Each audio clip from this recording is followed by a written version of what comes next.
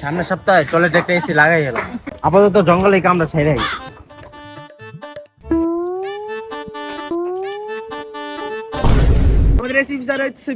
মায়ের নাম রিয়া। মায়ের থাম তোরা, এখনো বিয়া হয় নাই, বিয়া করতে আইছি। কিন্তু স্যার সবাই করে শীতের দিন বিয়ে, আপনি করুন গরমের দিন।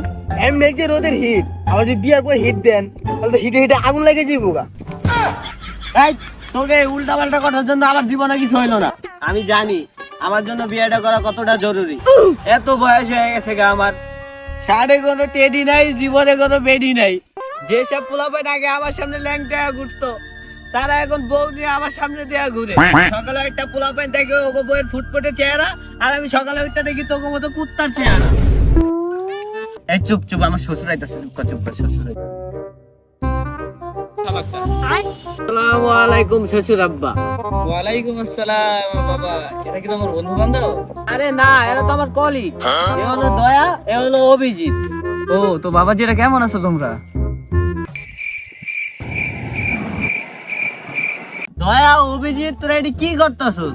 উনি একজন মুরব্বী মানুষ, প্রশ্ন করছে তোরা কি আমার মান সম্মান ডুবাইবি নাকি? স্যার আপনি এক মুখে কয় রকমের কথা বলেন, আপনার মুখ না ফুটকি? আপনি তো কোনো চুপ করে থাক, তাই আমরা চুপ করে আসছি। ঝগড়া করে নিও, মিষ্টি খাও।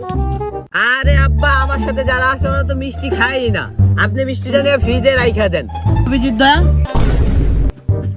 স্যার মিষ্টি অনেক মজা, এলে আমি চারটা খেয়েছি। তো বাবা, তোমার আমার অনেক পছন্দ হয়েছে, তাইলে বাবা তোমাকে কোনো চাওয়া পাওয়া আছে?